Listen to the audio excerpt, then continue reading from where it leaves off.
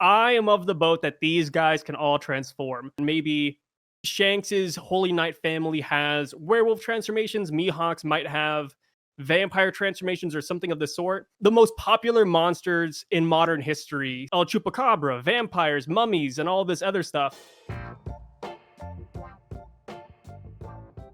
Hey, what's up, everyone? I hope you all had some happy holidays. We will get right back into that discussion with Sai about Chapter 1135 in just a moment, including theories regarding Shanks' identity, the potential God's Knight's powers, as you just heard a little bit about, and the Heaven Realm, and the future of the Atom Tree. But before we do, I did just want to let you all know that there are a lot of changes coming to this channel in 2025, including having a chapter review just like this one after every single chapter. Now, I can't guarantee Sai will be able to join me every single time, but I'll at least have somebody. So, if you guys want to get more content just like this, make sure you guys subscribe. And comment down below what other topics you'd like me to talk about and what creators you'd like me to get on. But without further ado, let's get into it. Alright, so Sai, is that Shanks who just showed up to Elbaf?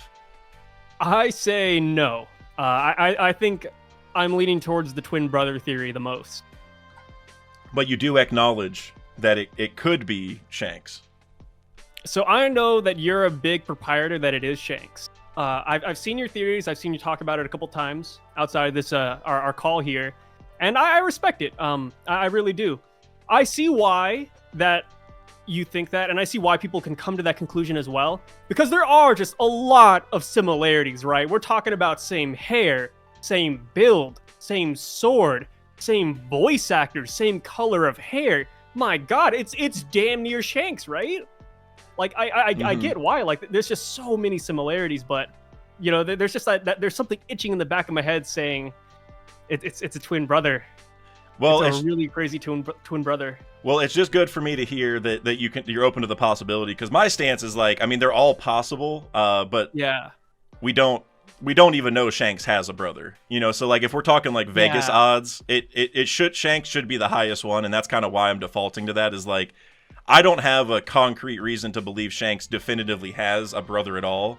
I mean, I get the people's theories with like the scar not being there, and there's like, what was it, like the one mobile game has like two Shankses fighting each other, or like that was like a promo panel or something for it, right? There's like a lot of cool reasons to think it, so I'm not like, you know, saying it's definitely not true, because I'm totally open to that possibility. But for the reasons you listed, you know, I'm like, you know, if Shanks has a twin, for one thing. And he is a God's Knight, why is he walking around in a dark cloak? Because, like, hiding his identity, because I'm like, you'd be a God's Knight, you could just show yourself. And usually the rebuttal I hear to that is, oh, well, he looks like Shanks, he can't show himself because then people will get them confused, or they'll accuse him of being an emperor, or they'll realize that, you know, a guy who looks just like an emperor is in Marijois or whatever. But then my rebuttal to that is like, well, maybe the guy shouldn't have the same hair and facial hair. You know, like, you go get a haircut, go get a haircut, just grow a beard. You know, there's so many options. And then the last thing I'll say is, and for anyone watching, again, I think the twin is possible. It's just I'm pointing out these issues because I just think they're kind of funny, like the hair thing.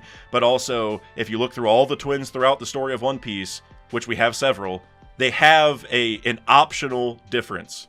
Like Lola and Chiffon, one of them has like 3 bulbs to their hair, like 3 like ponytail, I don't know what they're called, but you know what I mean? It's like sanctioned off into 3 parts, but then the other one only has 1, so you're able to tell who's who just by the hair. The girls from Water 7 that were part of the Frankie family, I can't remember their name. One of them has like straight hair, and one has like I think it's supposed to be like curly hair. Like it's like a wobbly, because like they have like squares for hair, but one's straight and one's wobbly, so you can tell who's who, right?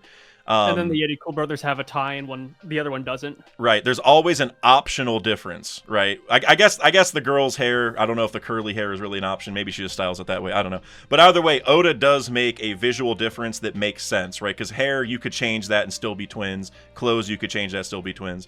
So I guess that's my one call out, is that I would need a really good explanation for that. That's kind of why I like the clone a little bit more, because I could see why a clone would be the exact same.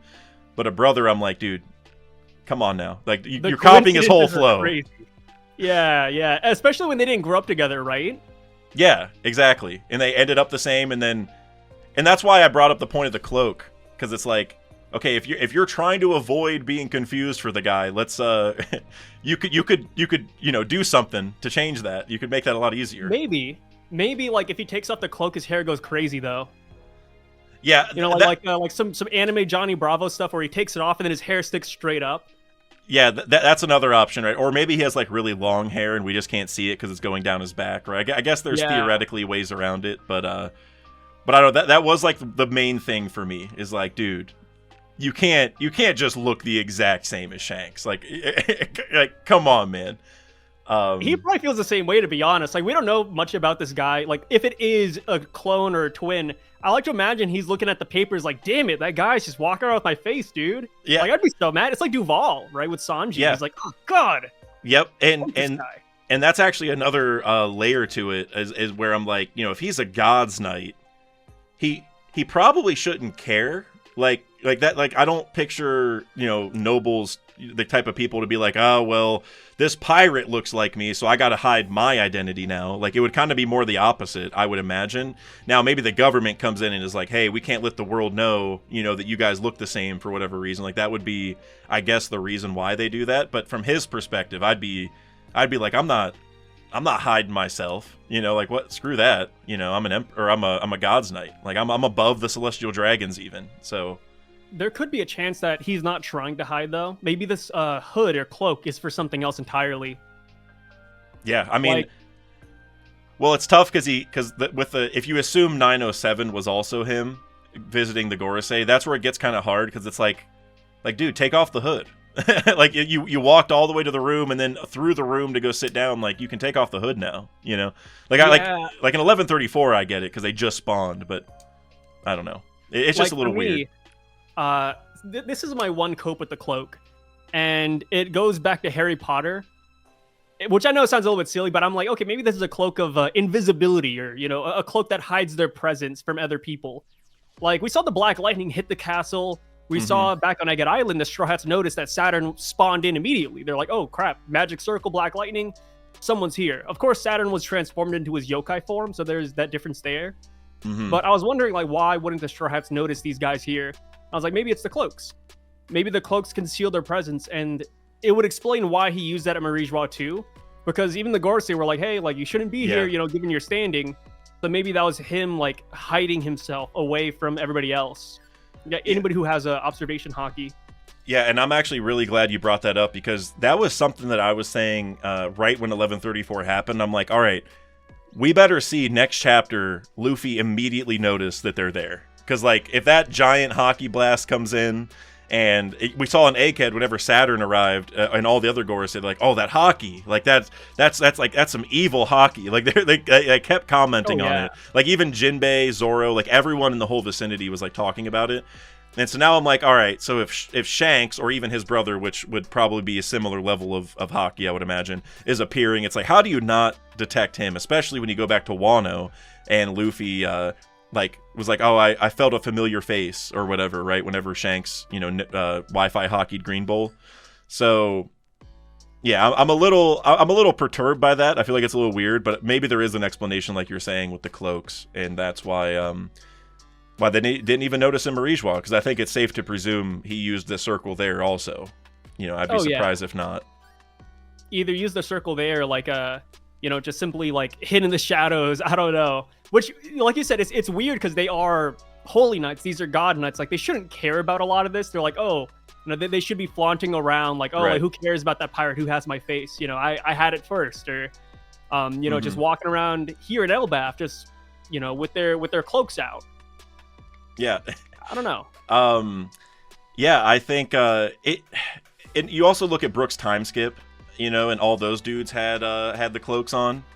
And so that always kind of gave me pause a little bit, as far as like I doubt you need to like have this uniform on to do the summoning, but just there's obviously something there. If you even go to the early parts of Elbaf, when we first met Loki, remember he had a bunch of people with him who were like wearing those dark cloaks that like smelled bad or whatever, right? They had to like hide from the animals. Well, they're also in dark cloaks, and the connection there is, remember, Dorian Broggie compared the giant creatures on Elbaf to the Gorosei, and then you see those dudes with the dark cloaks being with those creatures that Dorian Broggie were talking about. So I'm like, all right, so now, like, dark cloaks and summoning circles and massive crazy creatures are intertwined so heavily. It's like, why is that? I don't know. Maybe there is more of a reason than just aesthetic. Maybe it's gotta tie back to magic or something. Like when I think back to One Piece and like where we might go in the future, I just always think back to version 2 of Romance Dawn, where Oda literally had magic in the series with Spiel, right? Like that was one of the first villains Oda cooked up, and that guy literally he had like bona fide magic. Luffy had the Gumu Gumu no Mi, and this guy was over here conjuring spells and summoning swords and flying, and it's like, yeah, like maybe that's what we're going back to. Maybe Oda's going back to his roots per se, and what we're witnessing here is a bunch of magical events. Yeah, and I would even argue that we've had some hints in One Piece that this could exist. Like you go back to Skypiea when they're sacrificing moose to their god. To me, that's like adjacent to this, because it's like, you know, like there is some magic, some ethereal beings that are going to care about this and do something, or who could help, right? Like that, like the fact they believed it makes me wonder if it did happen at some point, right? Like they have seen it, and that, because you also think about like they passed down that legend of their god through the, you know, centuries or whatever, and so it's like, okay, way back in the, you know, ancient kingdom time, were people actually accessing these underworld creatures? Like was that snake, like was there a snake just like that came from the underworld or something and was like a god, and now they just like have them confused, you know? Oh yeah, there's time a lot of potential. potential. What's that? I said time will do that to you, man. Like over time, it's like Chinese telephone. You know, you start with one idea, and then you pass on to the next person, next generation, and then it just gets lost. Yep, exactly. That's definitely what I think happened with the sky races, for sure. That's actually a video I'm kind of working on about Uranus mainly. But I totally agree with that. But as for Shanks, I was curious. Well, I have quite a few questions for you, actually. Go for it. But my first thing is, whether it's Shanks or Stabs or Clone or whoever it ends up being, just what do you think they're here for? Because they mentioned, you know, looking for Loki, right? They want to get Loki's location. Yeah. So I guess I'm curious, why do you think they're here for Loki? And then also, what are they just here for that, or do you think they're gonna, you know, mess things up afterward? Like they're gonna go start fighting people after they talk to Loki? I think by going to Loki, they will start fighting, whether they want to or not. I think this is supposed to be an incognito mission. Because they're not, like, you know, spawning in the middle of the party, right? They could easily do that, say, hey, F the Giants, F the Straw Hats, let's go for Loki. But no, they're going this roundabout way, in a sense, which sounds Good weird point. Because they're spawning in the castle, right? Right. You know, but this is the most highly guarded place, but... Oh, go for it. No, you're right. Okay, sorry, I'm messing with my lights. Sorry, everybody. I just totally messed up the lights. Looks better now, though. Sorry, what were you saying? The lights messed me up. No, you're good. I was gonna just say, like, I think by looking for Loki, they're going to start a lot of these fights, right? Because this puts them in direct contest with Luffy, right? Like Loki and Luffy, they had a deal going on the side. We don't know what it is yet. We're assuming like, oh, Luffy's gonna get the key for Loki, and then that's all good. If that is the case, then Luffy's gonna have to go back down to Loki eventually, and I think we're just gonna run into each other right there. And then because of that, they'll have to fight. So as far as what they're here for, right? They're here for Loki. But is it for the Devil Fruit? A lot of people are defaulting to that, and I get why. Because Loki said he has the, quote, Sun God Fruit. Is that true? Is it not true? Is it a variation? We don't know yet. But the tricky thing with that is that Loki had that fruit for 6 years. Right. Loki's had that fruit for 6 years. He's been tied up to this tree for 6 years. Why come now to get that fruit, right? I think that's kind of like where I'm hesitant to say it's for the Devil Fruit. It could just be a recruitment. We know that Loki has a special bounty. We don't know if it's wanted only alive, wanted only dead, but there could be a case where he's only wanted alive and that they want to bring him onto their side. You know, he is the, quote, sun god that wants to destroy the world. We don't know the context of that yet, but maybe there's a world where, just like how Carmel was in Elbaf recruiting giants for the world government and for the Marines, maybe the Holy Knights are here to pick up Loki, right? They're like, hey, the pirates, they're running rampant. You know, like, we need this guy on our side now, especially if this guy might not like Shanks. Like, we don't really know the relationship, but he called Shanks a coward. He said he was joking, but, you know, there's always some truth in those words sometimes. So maybe he doesn't like Shanks. And this guy's like, hey, join us and you can kill Shanks. Like, have fun. Maybe they want to take Loki up on the deal, right? Because he said, hey, Luffy, you free me, I'll kill anybody you want. maybe they're gonna cash in on this deal, saying, "Hey, go kill X pirate, and you're good." Yep, that's exactly what I was about to say. Is like if they go free Loki, it could be a, hey, we'll free you if you kill Luffy for us, and that's kill the Straw Hats. Like that would be the whole thing.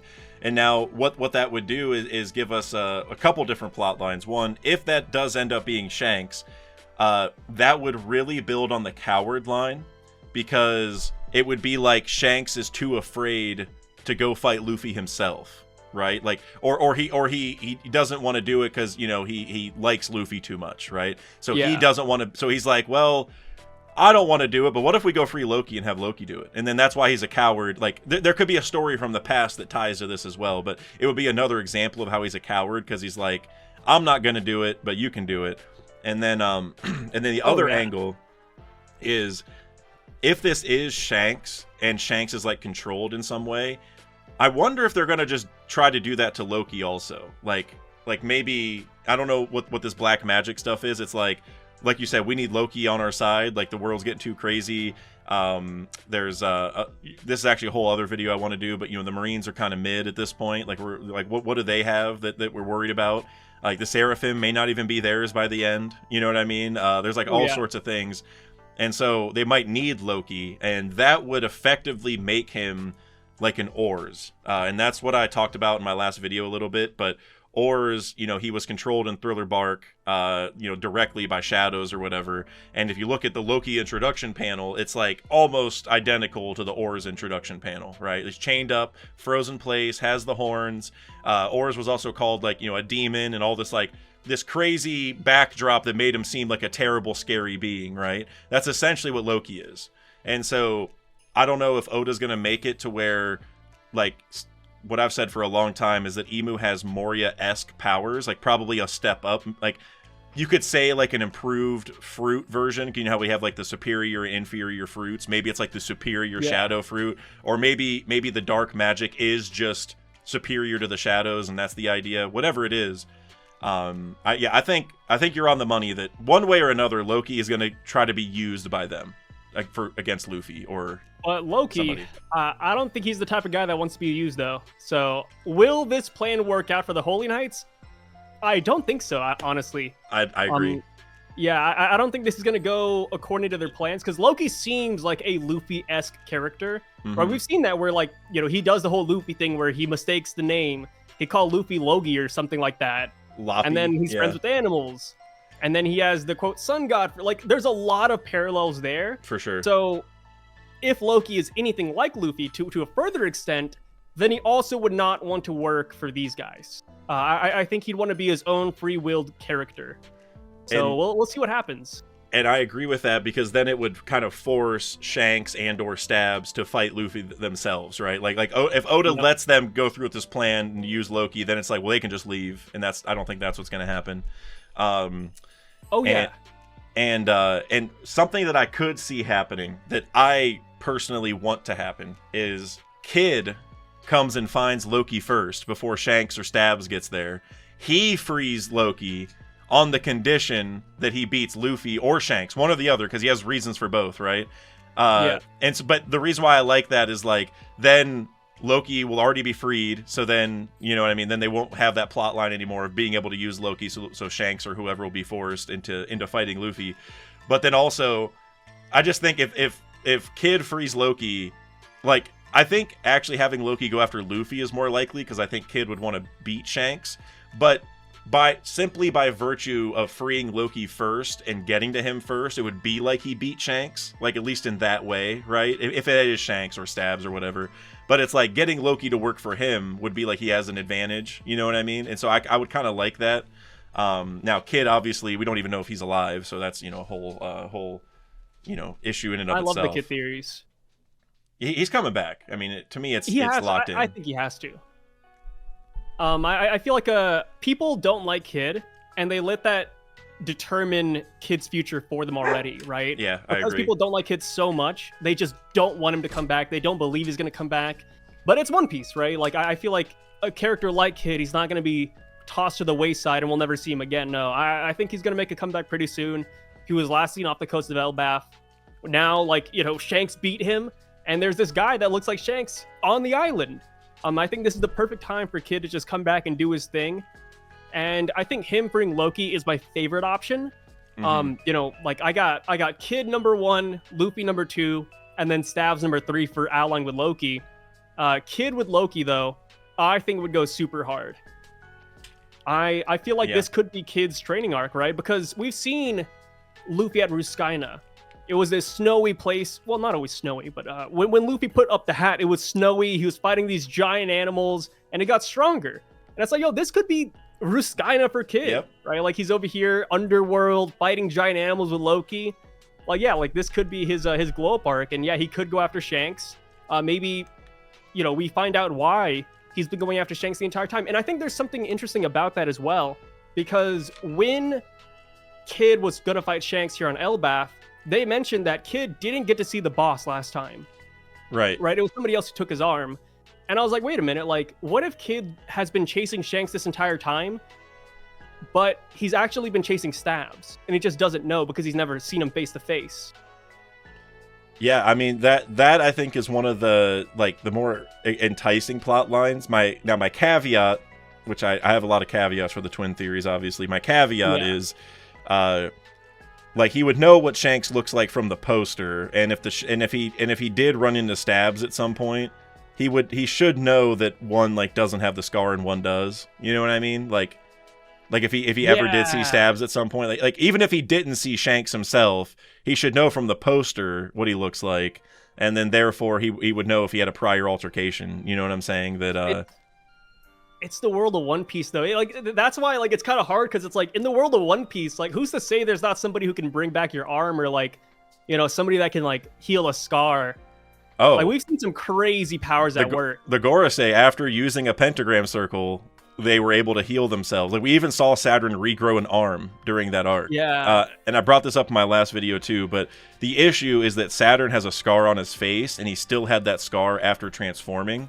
So that might tell you that it can't heal scars or whatever. But then I kind of broke it down in my videos where I'm like, well, there's sort of 3 possibilities, right? It's one, Saturn got that scar before he ever used a summoning circle ever in his life, but before even knowing they existed. So like maybe your body, you know, before you attach yourself to a circle is vulnerable permanently. Or the second option, maybe you have to like go hit their body before activating a summoning. So even if they've used it before, like if you went to the Room of Authority in Scarred One, maybe the scar would stay because it's like their true body or something like that. Or the third option is that Saturn just got hit with a Joy Boy hockey rope level attack, because then it would be so strong that it may have scarred him even with the regeneration, right? So there's like, in my mind, those are the 3 buckets. And the first and third bucket would allow for Shanks to heal his scar and arm, because like the Lord of the Coast doesn't have Joy Boy rope level hockey, and he obviously, I think it's safe to presume, would have had the circles done to him, but like a long time ago, like probably not very recently, like probably when he was a kid, probably at God Valley, honestly. And so then, well, if he had the circles done to him when he was a baby before he got any scars, maybe he does heal every time he uses it, you know? I think that'd be kind of cool. And then we don't even know if it like heals them, or if it just like simply rewinds time a little bit, kind of like Orihime from Bleach. Mm-hmm. Where it's like, oh, like they just reject things, and it dials back the clock a little bit on injuries. So maybe like the injury, like you said, like the injury was it's too long ago, and they just can't heal it anymore. Yeah, and I like that, because it could be a point to where like if once you use the circle, you can revert your body to like the state, like any state that your body was since then. So like if I don't have the circle used on me until I'm 20, then maybe I can't access any versions of myself before I was 20. But then maybe you can, you know, go back to like that form of yourself when you were 20 every time you use it or something like that. Because what that reminds me of also is like Lao Ji, which I know that's really random, but like we've seen that before in One Piece, right? Like he like saved his youthfulness and like brought it back at the end, and that was I think he called it, I think his attack name was like Qigong something, but it's basically life return, right? And that's actually something that people brought up in regards to the girl in the most recent chapter, because she used those bandages to grab the giant, but she didn't like move. So I'm like, hey, is that a devil fruit or what's going on? And I don't know if life return would necessarily make sense, but it is kind of similar to Kumadori's hair a little bit, right? So I get why people made that connection. So I don't know. I would love if these circles are life return focused. That's kind of my favorite idea for them. If you could get one thing about the Gorsei-Emu-Holy Knight's powers explained in Elbaf, what would you want it to be?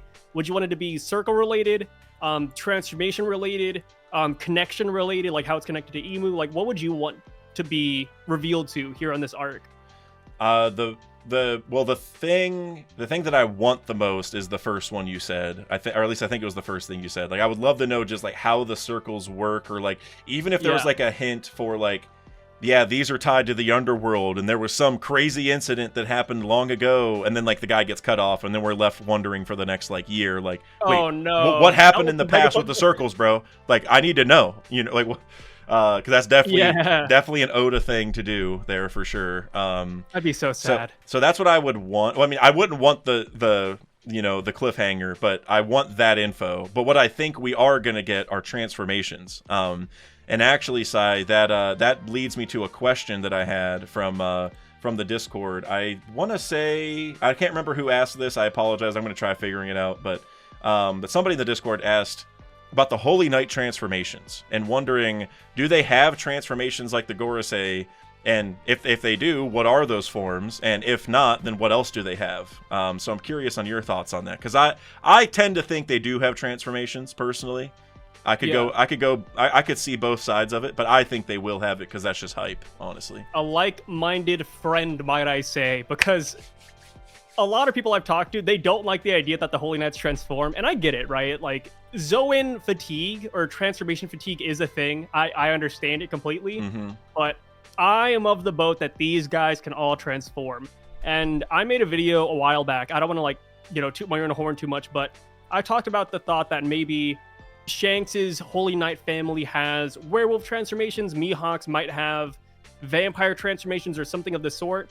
And the idea was that Holy Knights will have the most popular monsters in modern history's transformations, like El Chupacabra, vampires, mummies, and all this other stuff. I like that. And in this chapter, when I saw that lady whip out the bandages, and we don't know what's happening, right? Like, it could be constricting the guy because you see veins popping out in the arms, but also you don't see veins popping out on his legs. So it's like, okay, is it constricting? Is it doing, I don't know, poison damage? We don't know. Yeah, or twisting his arm. That's another thing I thought. Like she's going to like break it, right? Like twist it too far. That could be it too.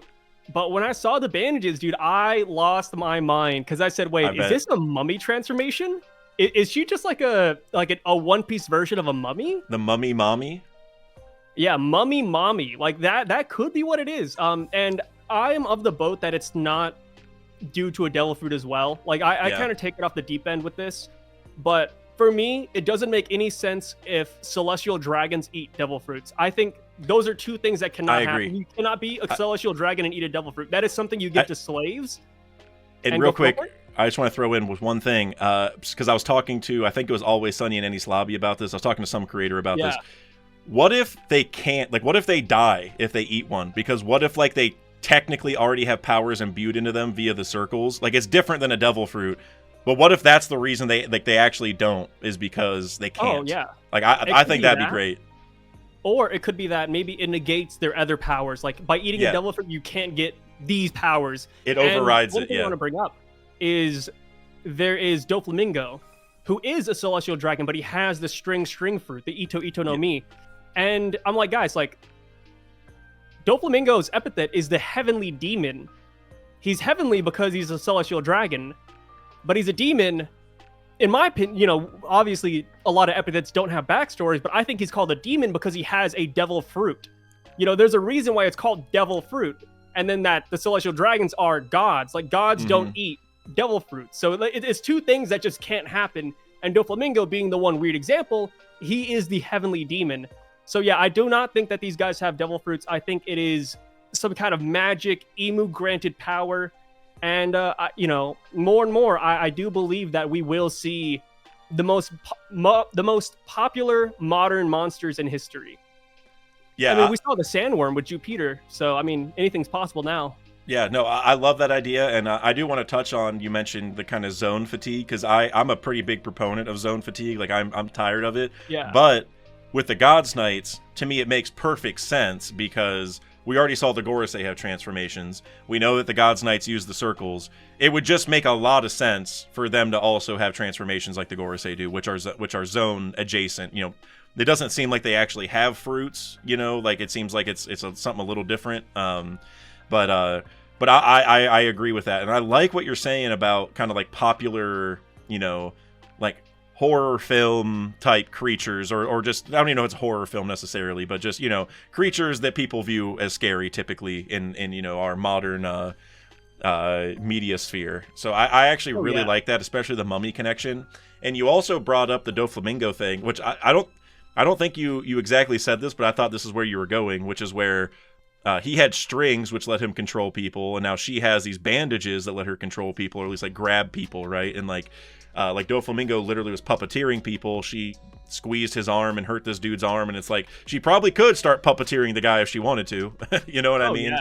I mean, it's kind of like how Doflamingo would just like cut people's limbs off, and it's like you can use it in multiple ways. You know what I mean? I mean, she could literally create like a whole mummy army, right? Just wrap this guy in bandages and just have him walk around. And that is part of what I wonder if is going on with Shanks right now. Like, what if, because something I brought up in my last video is in 1135, we saw that they're asking the giant where Loki is, and that might tell you that, like, oh, well, that guy might not be Shanks because Shanks knows where Loki is, so why is she not just asking him? But that was part of my idea for it, is like, well, look, Shanks isn't going to actually be evil. Like, if he is a God's Knight, it's because he's doing this against his will, or he knows that he has to protect the Dawn in some way, right? There's going to be some bigger reason why he's doing this than just being a bad guy in secret. And so I wonder if it could be that, like, he's literally forced into doing it because Doflamingo did that, which you gave the Doflamingo and Emu parallels. And then also I brought up Oars earlier, right? Like, Moria did the same thing, like literally warped his body to be whatever shape he wanted. And then also you got to think, like, the Gods Knights and Shanks were all at God Valley, and so maybe there's some connection to that because, like, maybe they're killing all these people for a specific reason, like a sacrifice of some kind or something. And the reason I would want that is, remember, or, well, I guess we don't know this for sure, but a very popular theory is that Thriller Bark is a chunk of God Valley.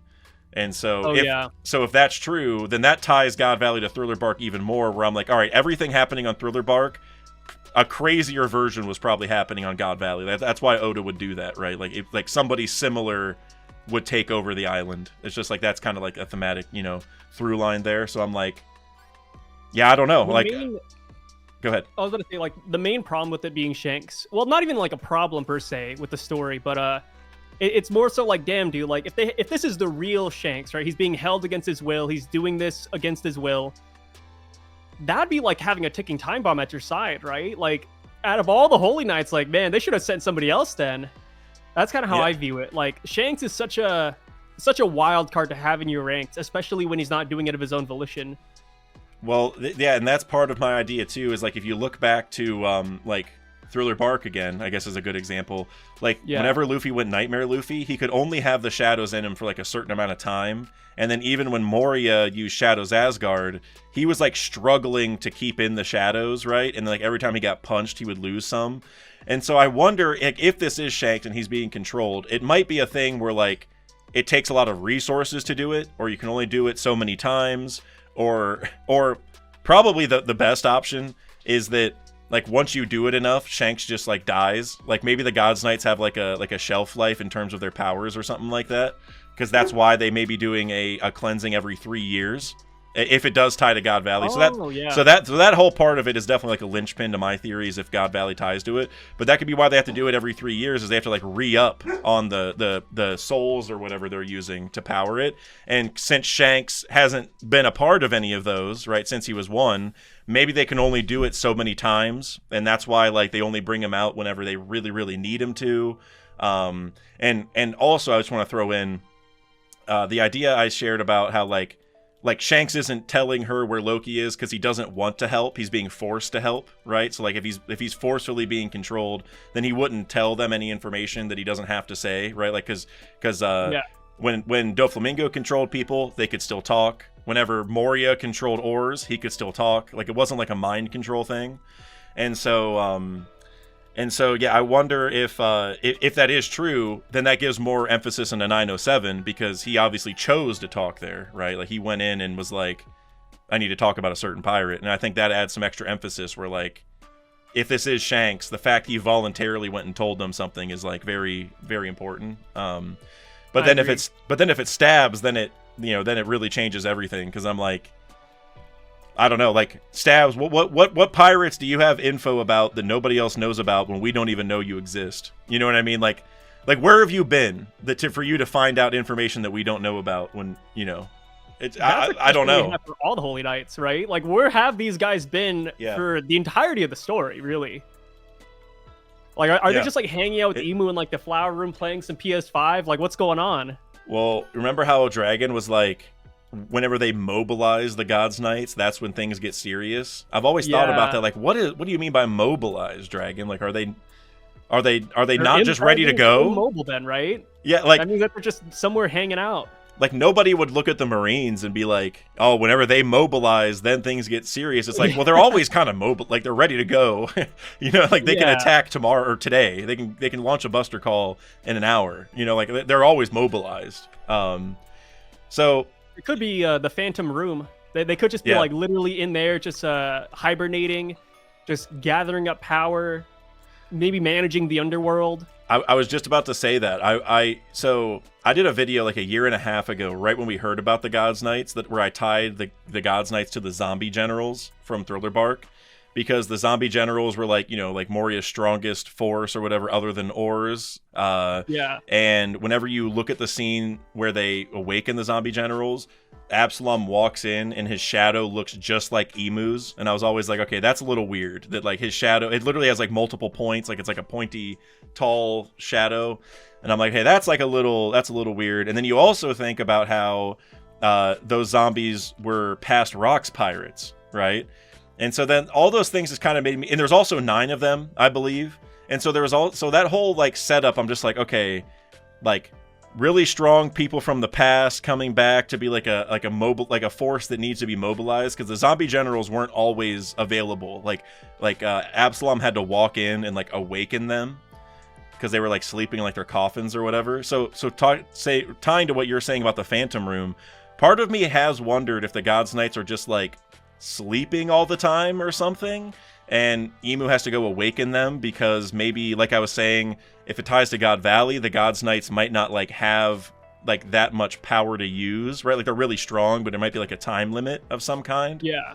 So I don't know. I think it's a very weird situation right now. They have like a special fuel source maybe that they can only use sparingly. Mm-hmm. Which I think would definitely be souls, and that's why, because they don't want them to use the soul. Like if you go and wipe out God Valley, that's a finite amount of souls to use, right? And so that's where and again, you know, and people watching are probably wondering where the hell we're you know, where this is coming from. But God Valley's got to matter in some major way, and the God's Knights were all there.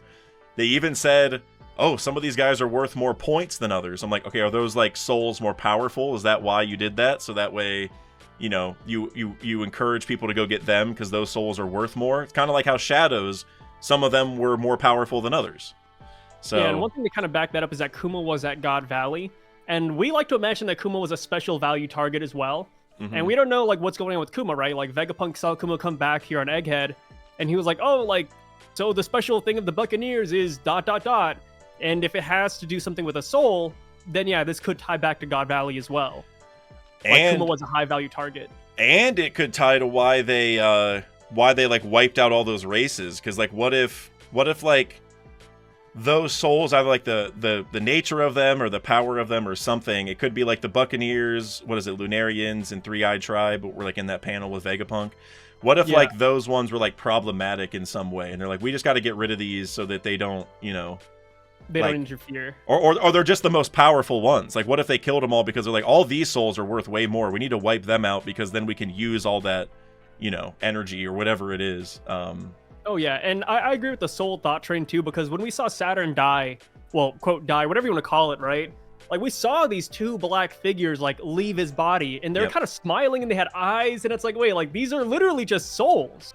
I'm so glad you caught that. It's not Saturn's soul because it's smiling, it's laughing at him, but yeah, something's going on. And you think about just like the the imagery of him dying and a skeleton being left behind and Brooke coming back as a skeleton. And so then it makes you wonder, like, well, we know you can live when you're just a skeleton if you still have like your soul there. So clearly we know that he lost like the soul to his body. And so then that ties to what we're talking about here with souls. It's like, we know for sure that he lost like there might be multiple souls, but he lost whatever his life power was, right? Like Emu definitely took that away from him.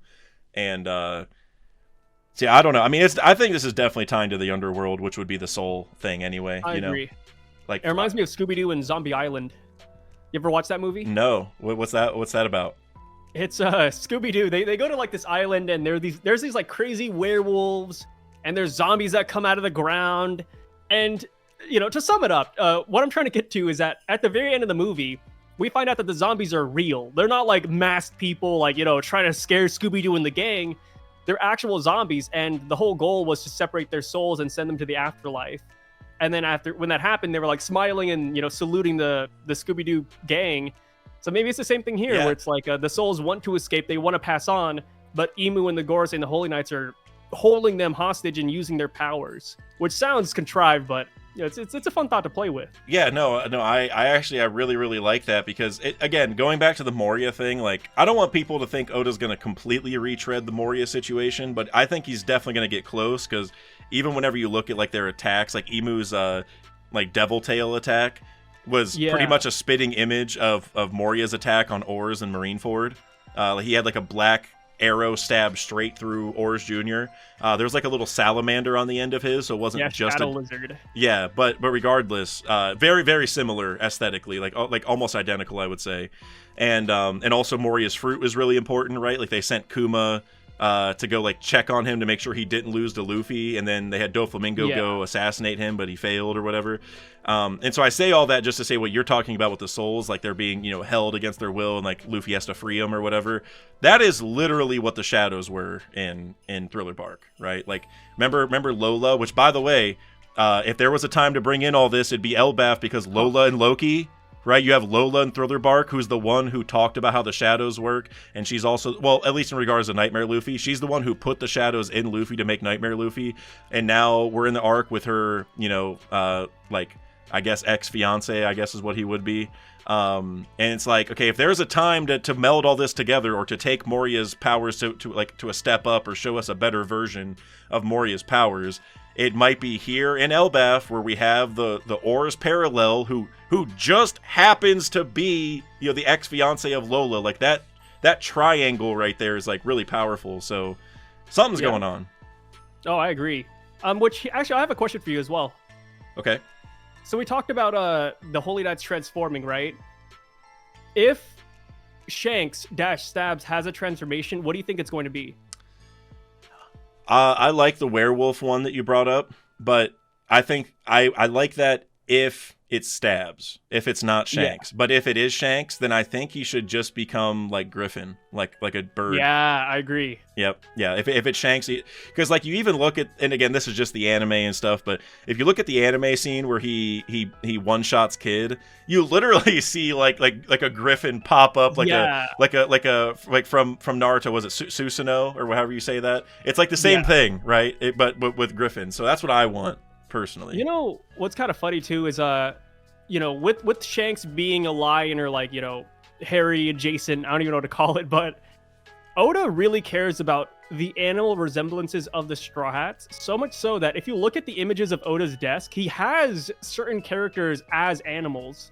And it's so odd because the figures aren't good in my opinion, but there's Shanks as a lion, there's Blackbeard as a hippo, Luffy's a monkey, and I think there's like Zoro and Nami who are like other... Yeah, Shanks is a lion. Well, no, that's crazy, because in Road to Laugh Tale, they say like the dormant lion something like he waits to make his move or something like that, and now he may have. Has always been talked as if he was a lion, which is why I think Griffin is a really good route, because a Griffin is just half lion, half eagle. Right. So I think if it's Shanks, give him the Griffin transformation, man. So it'd be like a flying Thousand Sunny like parallel, I guess, is kind of like what that would be, because like the lion, you know what I'm saying? Yeah, and his sword is literally named Griffin too. So exactly, that's the thing that made me jump to it, is like might as well, build off of what already's there, I suppose. So I had a couple other questions for you from the Discord. Go for it. The first one, which I feel like is a pretty big mystery right now, and so there's a lot of good options. But who do you think Colin's father is? I call him Colin or Colin or Colum, whatever. Colin's name, whatever. Who do you think his dad is? I hate being like the most basic guy out there, but I really do think it's Scopper. Like I can't. Yeah, I got into the Scopper train, and I just can't leave it now. I think it's Scopper. Do you have any reasons other than just we should see him at some point? And we should see him at some point, but also there's the whole thing where it's like, oh, like he's a former pirate. The giants of Elbaf wouldn't hold a candle against him. And then Shanks and his old friends line where Shanks was like, yeah, like, can you blame me for staying so long? Like I met old friends that I thought were dead. And, I was never on the boat that it was Dorian Broggie because that just didn't make sense timeline wise. But I'm like, well, if it's Scopper, yeah, could be it, right? Like, yeah, maybe he met Scopper here. Well, the thing about Dorian Broggie is, Shanks knows pretty much everything going around the world. So I wonder if he heard that Baroque Works had an attack against them and hurt them, and he just never heard that, like, how that ended. Because I definitely agree that it doesn't make sense timeline wise if you look at it like. Since Shanks knows Dorian Broggie, that indicates he visited them, so he would know they're alive, right? So like that, so I get that. But because of the Baroque Works attack, I'm like, I could believe that he didn't visit them in the last 2 years. That I could definitely get behind. So that'd be crazy though. He's like, wait, like the Baroque Works? They went after Dorian Broggie? Who? Mr. 3? No. Yeah, I know, and it was crazy thought train. And that's actually why I like it, because I've always brought up how like if Mr. 3 pulls up to Elbaf, like the Giants got to be freaking out, like they got to be so worried, and if it does end up where they're like, yeah, we heard that you killed Dorian Broggie back then. Like, we were so worried, and we see how strong Dorian Broggie are now, like, fighting the Gorosei. It would just be so funny to, like, hype up Mr. 3 again in that way and tying it to that. I love it. Dude. Elbaf's biggest nightmare. Imagine Mr. 3 puts that spinning, stupid candle cake on top of the Atom Tree. It'll be over. Please, dude. And actually, I do want to tie back to that because I think it would be smart to put that in the heaven realm, which was a question that somebody had for us. But first, I actually want to build off of the Colin's father thing just real quick. So the thing with Scopper, as with every mystery in One Piece where a mystery character is introduced, is Scopper could work. Whenever the man marked by flames was brought up, it's like, could it be Scopper? Sure. Or when we see a silhouette on Elbaf, could it be Scopper? Sure. Like every time there's a mystery character, Scopper is kind of the go-to. So for that reason, I don't think it's him, because I just think Oda, the fact he's drumming up another mystery character, I'm like, I've said it's Scopper too many times. I'm not gonna be fooled. Now, I think another potential option that people have brought up is Shiki, because Shiki could also be the other silhouette, and he may be an ex-pirate at this point, or at least can be considered that, and he would be strong and all that. Now, the thing is he's evil, and it'd be really weird if he's just been chilling on Elbaf having a kid when he's supposed to be like plotting the end of the world or whatever, so that's my issue with that one. I also got to mention this one just because I know Mr. Bushido is big on this agenda, but he thinks Yorkie is an option. For me, Yorkie's a good option, but it doesn't make sense for the whole like, he could hold the candle against all the giants. It's like, I don't know about Yorkie though. And it's kind of like with the Stabs thing. It's like we don't even we're led to believe Yorkie's dead. We're like, for Stabs, we don't even know he exists. So I'm like, in terms of Vegas odds, that's a really low one, just because the fact he'd be alive at all would be a crazy reveal, But but for Oda to reveal not that he's just alive, but also he's been chilling on Elbaf and has a kid with a giant, and it's like that's just like. I feel like that's a lot for him, is all. It's kind of like with Saul, where I'm like, all right, Saul, if you're alive so you can give Robin a touching reunion, that's cool. If you're alive because you're the man marked by flames, then get out of here. That's kind of how I've always felt. Like that's too important. And so I feel similarly with Yorkie here. Not like Yorkie being alive could be cool, but he should like pull up to the Twin Capes, when the Straw Hats get there. No, I agree. Like that's more of his thing. But it's like what is Yorkie doing here, right? Yeah, exactly. Like on Elbaf, like, this place had like the cure for him, right? Because Chopper's reading medicinal books, so maybe Yorkie came here and got cured. I don't think that would be But- too bad, but I don't think it's Colin's dad.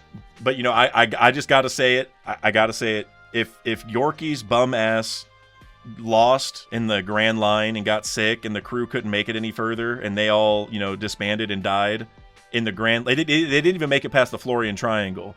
But then Yorkie's sick ass is able to escape from there, survive, somehow get all the way into the new world, go to Elbaf, and just stayed there. I'm just like that. And married Ripley. Yeah, I'm like that series of events just doesn't feel right. Like if you're Yorkie and like Randy Troy had what I consider a pretty solid Yorkie theory, where it was about the man marked by flames, but in that part, I have my own theories on that, but at least about him being alive, part of his theory was, well, maybe we know he got sent into the Calm Belt. What if he went to Amazon Lily and they took care of him there, and then and I'm like, okay, the logistics work, but him going from the Calm Belt, surviving, and getting all the way to Elbaf, and then staying there and not continuing, and maybe most importantly, not continuing and going over Reverse Mountain to go see Laboon. I'm like, hey, like that's, to me, that's very weird. Like that wouldn't make any sense. Like, because he wouldn't even know that Brooke is still alive,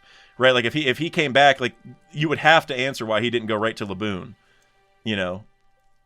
Like, if he made it to the new world. Why I like Scopper too is because if it is the guy that we saw off the coast, and it's the person who met Crocus, then maybe he went to go see Crocus to ask, like, how can you get inside such a big creature? Because Crocus, that was his bread and butter with Laboon. So maybe he was like, hey, like, I got this giant wife. I want a kid. How do I do that, brother? Yeah, that's interesting. I mean, yeah, he would know. I mean, he would have he would be probably the only person you could talk to about that, probably. Yeah, suffering from success. And as for kind of like my overall guess for Colin's father, I think the best option is Louis Arnote, honestly, because we don't know if he's still alive, so that's like part of the issue. Yeah. And we also don't know if he was ever a pirate officially, but we know he was an explorer, right? And he went around to places that pirates typically go to, and so I could see him being considered to be one, even if not. And by the sheer fact that he made that book, it makes me think he was probably kind of like a Noland-esque person who was like really strong, even if they weren't gung-ho about piracy specifically. They're just they could have been a great pirate if they wanted to, right? That's how I view it. Like maybe he even got like maybe because he was writing the book, maybe at certain points he got permission to do the traveling and all that kind of stuff, and like the government maybe even like helped him in some way. I doubt that, but I could see him basically, after he makes the book, being considered a pirate, I guess is what I'm getting at. Because, like, maybe the stories were so tall, or he revealed important information, whatever, he could be labeled as one. And I like that just because we had the quote from Louis already. And I think meeting him would be really crazy. And he could be, like... Let's see, so Colin is roughly 21. We don't actually know that, but... It's just a good guess. It's a good guess because giants live to be 3 times as long as humans, roughly. And Luffy was 7 when he met Shanks, so Colin should be about 21 by that regard, by that logic. And Bragmen was found to be in O'Hara 22 years ago. So theoretically, the timeline might pan out where he finished Bragmen like 1 year before that, like 23 years ago, and then went to Elbaf right after and had Colin, and he's been there ever since. My only hang-up with that is that Louis Arnote's final warning of, don't linger on this island for too long. Mm-hmm. Like, I wonder, like, what would that be then? Like, because he lingered on the island then if he's still here. And that's what it could be a gag, right? It could be like, oh, don't linger on the island for too long because you're going to fall in love with the women like I did. Like, is that what it's going to be? I mean, you think about, like... Meme?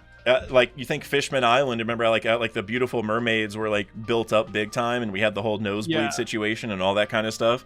I could see that being built upon again, honestly, a little bit, and just make it a gag. Yeah, because I mean that, like, whenever people like around the world heard about Fishman Island, it's usually from like a book or something, right? Or like they heard like a tall tale, and usually you're hearing about the beautiful mermaids. That's like one of the first things you're going to hear, and probably like the main allure of going there. And so for Louis, if he's going to go write tall tales about other islands, maybe he's just going to keep talking about the women. I mean, that would be hilarious. So it's funny. Also called Brag Men, and so I'm just like, is he bragging that he got with Ripley? Like there's a lot of funny jokes that could come out of it. So no, I agree, and I feel like we will meet Louis Arnote eventually because Oda loves that guy. Oda named a One Piece gym after him IRL. Really? I didn't know that. Wow. Yeah, well, Oda didn't do it himself, but there is a official One Piece gym in Japan called Bragman. Yeah, that's right. Which dude, out of everything, they could have named it Marine HQ. They could have named it, Zoro's Playhouse. But no, dude, they called it Bragman. That's crazy. And I'm a big lover of the Bragmen story because my man marked by flames theory about Mass Deuce ties to Bragmen, because in the Bragmen book they talk about charring your ship black to make it stronger, and that's why Deuce charred the wood for the striker. And I'm like, well, like, if you're gonna bring Louis Arnote back, like let's tie him to the man marked by flames. Then, let's bring this black, because like Louis Arnote. Wait, I mean, what if Louis just is the man marked by flames? That'd be like the craziest thing. But because if he knows about charring your ship black, I mean, to me, I'm like that's gotta tie to the man marked by flames, right? So it would be cool if we met an author. Like, we meet Louis Arnote and it says former explorer, former author. Like, I think that title would go kind of hard, because it reminds me of Tokyo Ghoul, where like the author's like one of the most strongest characters, and it's like, yeah, I like that trope. Just give us a good author in the series of One Piece. We haven't met one yet, right? We haven't met like a writer in the series, unless you count, like Odin writing the logbook, or the journal. Well, technically, Mass Deuce is probably our best writer in the whole story. Mass Deuce is one of them, because he wrote the Ace novel in the One Piece story. Like obviously we can go read it, but he left it at Ace's grave. So, like, that book exists, and I guess Big News Morgans is a writer also, but Big News even told Deuce, like, people love your stories that I put in the newspaper or whatever. So, like, definitely those two are probably the biggest. Authors are, well, that just goes to show authors are always big characters. They are. I mean, Oda is one, so of course he would hype them up. Well, I know we're almost at the end of the time here. I just want to ask you one more question, because we touched on it earlier. Any expectations for the Heaven Realm? It's not going to be great. That's my guess. I'm pretty cynical for the most part. Okay. IRL, and even in stories, that's just how it is. I love just like adding messed up things. I would love it if the Heaven Realm was filled with pain, suffering, and dead bodies. I actually love that because my agenda for this, which I have not said anywhere, I came up with it literally during this call because of something we said earlier. I can't remember what it was, but you saying that made me even more convinced. I think we're gonna see a similar setup to the sacred trees in Skypiea. Remember how like there was the trees that held their souls, and it was like a sad place, and we're on a top of a tree. I think it might not be a bunch of trees, but maybe it's just like a section of the top of the Adam tree that is like for the souls. Like, I don't know exactly what it'll look like. Like, maybe there'll be like another, like, obviously the Adam tree, it has like multiple layers. Maybe like the top has like another little bit of an Adam tree that sticks up that's a lot smaller, and that's like the tree of where all the souls go or something. The tree of pain. Because it's also the heaven realm, which means, because like we saw the realm of the dead, which is a very underworld-esque thing, right? Because we know the underworld is cold in One Piece. And then the sun realm, that seems like normal life, like what it would be on like a normal island or like a normal, decent weather type place. So then whenever you think of the heaven realm, it's like, well, it's not going to be the underworld one, so it's not going to be cold. So what would heaven be like? It's probably where like the good people, the good dead people stay, right? And so I think it's going to be it. I think that too. But I think that, so I have a huge theory that I've been just spinning on and on and on at this point, but I do believe that the Adam tree isn't as great as it seems. In what way? I feel like we're going to come to find out that it's kind of like, you mentioned Skypiea and the Kona trees and how like they're ancestral, spirits live there, but they also poison people. I think there's a chance that the Adam tree might be doing the same, but to a lesser extent. And I think maybe the Heaven Realm will see like a brief glimpse at that, at what the Adam tree is doing. Because I don't think any of these trees are good. I think Oda's been on a vendetta against trees, actually. I mean, except for the whale tree, although I got to be honest, whenever Zunisha dies, the whale tree's dead, so... If we assume Zunisha, or even if Zunisha just falls, the whale tree's dead. So I kind of see that. And actually, I like that because my agenda since August 2023 actually has been that the Adam tree will get cut down in this arc. I like that. And, to back up that theory too, what Loki said made me believe that even more. because he said that the underworld belonged to the sun god, and that was called the first world. Oh yeah. So that implied that like Elbaf was sustainable without the Atom Tree, and that back in the past, the underworld was probably recognized as the Sun Realm originally. So it's like, yeah, like I think we have to chop down this tree and revert everything back to how it was 900 years ago, or before the tree showed up. It's a restart, right? You're hitting refresh, because like a lot of the world did that when the government flooded the planet, right? Because like everyone had to kind of restart from scratch. But it seems like Elbaf didn't, right? Wano put up the walls to protect themselves and whatever, and Fishman Island was able to stay at the bottom of the sea. So some places were able to like keep everything the same, and I think that's kind of what we're gonna see is like it's almost ironic where I think the places that the Ancient Kingdom preserved now need to change completely. Because like you think about the Wano borders getting broken, it's gonna like, you know, it's kind of taking it back to the way it used to be, but you also have the settlement on top. So basically, it's gonna be like a new Wano with multiple places whenever they do that. Fishman Island is gonna get taken to the surface, right? Like we know Luffy's gonna go, you know, do whatever we saw in Shiarly's prophecy. So there's kind of reasons to think that each place is gonna suffer a climactic event at some point and kind of reset them. And I think that is exactly what we're going to see. The tree is going to fall. The heaven realm will come down to the underworld realm. Maybe there will even be some you know, thematic ties there where like your heaven and the underworld are being combined, like to be one and the same. You know, there's a lot of stuff there for sure. Oh yeah, and then plus the underworld, like it's cold and desolate right now, right? It's like a snowy area. But once that tree comes down, it's all going to brighten up. The only reason it's snowing is because the tree's blocking the sunlight, which I think is another thematic thing with One Piece, where Luffy or the group usually bring the dawn or bring the sun. So I think them chopping down the tree just makes the most sense in my opinion. Yeah, I'm really pumped for us to go to the Heaven Realm, because I also think that could be the Summit of High West. We didn't really talk about that, but if it is the Summit of High West and they bring the tree down, then that makes it so there is no connection to Skypiea, just like the way there used to not be one. Remember, like Noland, we may even find out that Noland visited Elbaf. And maybe his visit is what led to the creation of the Summit of High West, right? Because he might be like I don't know how it would work, because if Noland ever found out there was a way to the sky, he would have taken it immediately and tried to go visit Calgara again. So I think it has to be a situation where like maybe the tree wasn't tall enough, and maybe he was like, hey, you know, in like 100 or 200 years, that tree might be tall enough to touch the sky, and then you could, you know, see what's up there. Like maybe that'll be the idea, and like the tree only recently got that high. I don't know, something like that. I feel like for Nolan, he just had bad timing though, in general. Oh, he got back to his country and they're like, hey, show us that place right now. You know, like he didn't really have time to think. Yep. Or do anything else. Yeah, I mean, I might have to do a whole other Nolan video soon, because that's like one of my that's a top 5 character for me, maybe even overall. Oh yeah. I might even like him more than some of the Straw Hats. 100%. I feel like when it comes to Warland and like what it's all about now, I feel like now that they want to go towards a more peaceful route, I feel like they might need a name change. I feel like by the time we leave, it might, or not even leave, but like maybe by the end of the series, I think it's going to have a different name entirely. What if it's not going to be Warland anymore? What if it's called Noland for Noland? Exactly. Please. I think either Noland or Usoland for Usopp. Oh, please, one of the two. Oh man, I love that so much. Oh, that's nearing headcanon status. You gotta get rid of the war.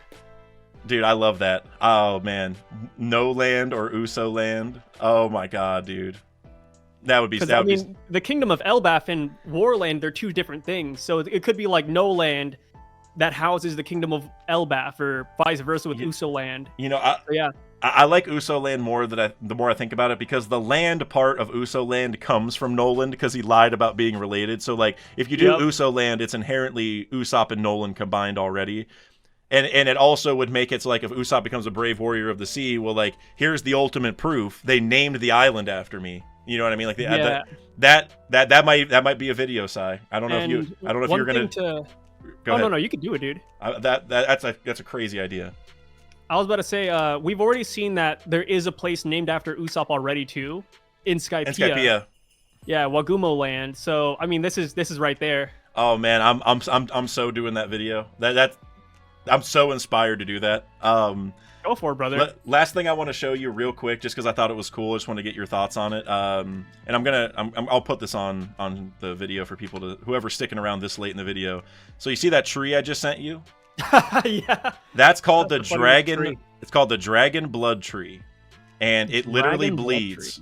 It has red sap that looks like blood, and so whenever you cut it, it literally looks like it's bleeding, like it's a person. And doesn't this is real? Yes, it's a real tree.